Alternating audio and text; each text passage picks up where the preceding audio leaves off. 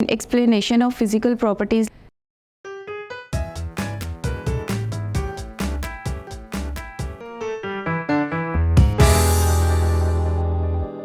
Assalamualaikum students, I welcome you all on the platform of digital academics provided by Moonlight International Publishers. In this topic, we will study what are the physical changes and what are the physical properties of a substance. Those properties that can be measured and observed easily are called physical properties of a substance. The chemical nature and chemical properties cannot be observed there.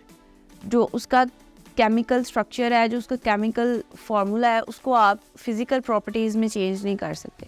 Physical change एक ऐसा change है जिसमें properties को, physical properties को change किया जा सकता है. उसके कलर को, उसके मास को, उसकी डेंसिटी को चेंज किया जा सकता है, उसकी हार्डनेस को चेंज किया जा सकता है, लेकिन जो उसका स्ट्रक्चर है उसको चेंज नहीं किया जा सकता. जब आप इसको मैथमेटिकली ऑब्जर्व करते हैं तो उसमें फ़िज़िकल प्रॉपर्टीज़ को ऑब्ज़र्व किया जाता है. केमिकल चेंज और स्ट्रक्चर, उसके अंदर कौन कौन से केमिकल्स इन्वॉल्व हैं, उनको फ़िज़िकल चेंज में स्टडी नहीं किया जाता. उसके बाद हम देखते हैं कि इसकी कौन कौन सी प्रॉपर्टीज़ हैं. सबसे पहले हम देखेंगे कि इसमें कलर आता है, फिर हार्डनेस और फिर डेंसिटी.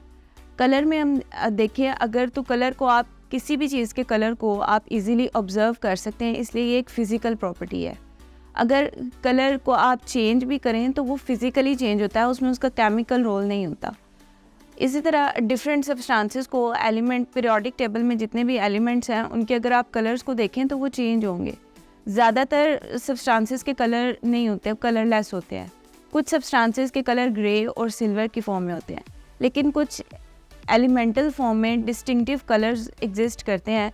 फॉर एग्जांपल अगर ब्रोमीन को देखते हैं तो ब्रोमीन का कलर ब्राउनिश होता है, ब्राउनिश रेड में आता है. और इसी तरह अगर आप क्लोरीन गैस देखते हैं तो वो ग्रीनिश येलो कलर में, क्लोराइड को देखते हैं या क्लोरीन को देखते हैं तो वो ग्रीनिश येलो कलर में होता है. डिफरेंट सब्सटेंसेस के डिफरेंट कलर्स होते हैं, लेकिन ये एक फ़िज़िकल प्रॉपर्टी है, इसमें केमिकल कोई रोल नहीं होता. कलर को ईज़िली चेंज किया जा सकता है, ईज़िली ऑब्ज़र्व किया जा सकता है. अगर हम अपनी नेक्स्ट प्रॉपर्टी के ऊपर मूव करें, that is density. Density is the quantity of a substance that can be measured easily. Density basically किसी चीज़ का डेंस होना, किसी चीज़ का वेट, इसमें इसका वेट और वॉल्यूम इन्वॉल्व होता है. अगर आप मैथमेटिकली इसके फार्मूले को या इसके सब्सटेंस, इसके अंदर कौन कौन सी चीज़ें इन्वॉल्व हैं, तो इसके अंदर दो चीज़ें इन्वॉल्व होती हैं, mass of a substance and volume of a substance. इसको आप डिफ़ाइन करेंगे मास बाय वॉल्यूम. मास ऊपर आएगा, वॉल्यूम नीचे आएगा, और mass by volume is density.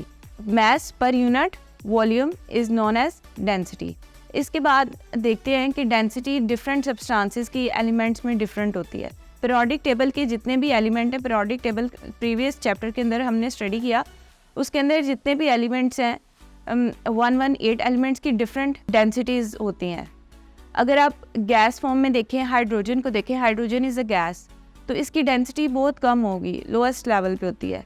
इस तरह अगर डेंसिटी के हम रेशियो को देखते हैं या डेंसिटी के रेट को देखते हैं तो उसमें आप देखेंगे गैसेस की डेंसिटी बहुत कम होती हैं, लोएस्ट लेवल पे होती हैं. उसके बाद लिक्विड आते हैं, लिक्विड की डेंसिटी गैस से ज़्यादा होती है, और उसके बाद सॉलिड्स आते हैं, सॉलिड की डेंसिटी लिक्विड और गैस दोनों से ज़्यादा होती है. सॉलिड सब्सटेंसेस की डेंसिटीज़ सबसे ज़्यादा होती हैं. उसकी रीज़न ये होती है कि उसके अंदर molecules closer between each other, molecules के दरमियान डिस्टेंस कम होता है, वो एक दूसरे से इंटरमॉलिक्यूलर फोर्सेस से जुड़ते हैं, कंबाइंड होते हैं, इसलिए उनकी जो डेंसिटी है वो थोड़ी ज़्यादा होती है. डेंस मॉलिक्यूल्स की ये प्रॉपर्टी होती है कि वो, उनके दरमियान इंटरमॉलिक्यूलर फोर्सेस स्ट्रॉन्ग होती हैं, जिसकी वजह से उनके दरमियान स्पेसेस एग्जिस्ट नहीं करती, और वो एक दूसरे के क्लोज होते हैं, और इसीलिए उनकी डेंसिटीज़ भी ज़्यादा होती हैं. लेकिन जो गैशियस सब्सटेंसेस हैं वो एक दूसरे से दूर, उनके पार्टिकल्स, उनके मॉलिक्यूल्स एक दूसरे से डिस्टेंट के ऊपर है, ज़्यादा डिस्टेंस के ऊपर है, इसलिए उनकी डेंसिटीज़ लो होती हैं, क्योंकि उनका मास भी नहीं होता और वॉल्यूम भी काफ़ी ज़्यादा होता है. तो जितना ज़्यादा वॉल्यूम होगा डेंसिटी उतनी कम होगी. आपने इसका फार्मूला देखा m/v, तो जितना वॉल्यूम ज़्यादा होगा उतनी ही उसकी डेंसिटी लोअर लेवल पे होगी. उसके बाद हम देखते हैं दो फैक्टर्स हैं जिनके ऊपर डेंसिटी डिपेंड करती है, एक टेम्परेचर और एक प्रेशर, एटमॉस्फेरिक प्रेशर. अगर आप किसी चीज़ का टेम्परेचर इंक्रीज़ करते जाएंगे, उसके ऊपर प्रेशर डालते जाएंगे, ठीक है, तो उससे क्या होगा कि उसका जो डेंसिटी है वो भी इंक्रीज़ करती जाएगी। और अगर किसी का प्रेशर कम होगा तो उसकी डेंसिटी भी कम होगी। तो ये दो फैक्टर्स आपने अच्छी तरह याद करने हैं, एक टेम्परेचर और एक प्रेशर, जो डेंसिटी के ऊपर इफ़ेक्ट करते हैं। नेक्स्ट प्रॉपर्टी हम देखेंगे अपनी हार्डनेस। हार्डनेस में क्या है? Hardness is the toughness of material, resistance of material to being indented. एक मटेरियल की वो प्रॉपर्टी है जो उसको ब्रेक नहीं होने देती, जो उसको टूटने नहीं देती, ये टफनेस होती है। अगर आप टफनेस की एग्जांपल को देखें तो इसमें डिफरेंट सब्सटेंसेस नज़र आने में ये सख्त है, लेकिन अगर इसकी प्रॉपर्टीज़, केमिकल प्रॉपर्टीज़ और फिज़िकल प्रॉपर्टीज़ को देखा जाए तो गोल्ड और सिल्वर इस सॉफ्ट सब्सटेंसेस हैं। इनको आप प्योर यूज़ नहीं कर सकते। इनको यूज़ करने के लिए इनके साथ एलॉय को मिक्स करना पड़ता है, जो कि सॉफ्ट फॉर्म में नहीं, हार्ड फॉर्म में होते हैं। तो सिल्वर और गोल्ड ये सॉफ्ट मेटल्स हैं, इनको किसी अलॉय के साथ मिक्स करके हार्ड किया जाता है और फिर नॉर्मल रूटीन में हम इसको यूज़ करते हैं। इसको प्योर फॉर्म में यूज़ नहीं किया जा सकता। इसी तरह अगर हम एक और एग्जांपल को देखें, that is carbon. Carbon soft और हार्ड दोनों फॉर्म्स में पाया जाता है। अगर इसकी सॉफ्ट फॉर्म को देखें तो पेंसिल के अंदर जो पेंसिल का सिक्का होता है, लेड है, ग्रेफाइड है, वो कार्बन है, उसकी सॉफ्ट फॉर्म है। और अगर इसकी हार्ड फॉर्म को देखते हैं, that is diamond. Diamond harder form में एग्जिस्ट करता है। तो इसी तरह आपने और डिफरेंट एग्जांपल्स देखनी है जिसमें आप हार्डनेस को अच्छी तरह ऑब्जर्व करेंगे। हार्डनेस सॉलिड सब्सटेंसेस की ज़्यादा होती है, लिक्विड की उससे कम होती है और गैसेस की उससे भी कम होती है।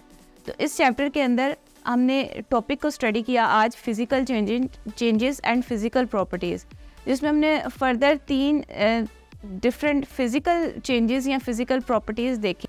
नेक्स्ट टॉपिक के अंदर हम केमिकल प्रॉपर्टीज़ को स्टडी करेंगे। अल्लाह हाफिज़।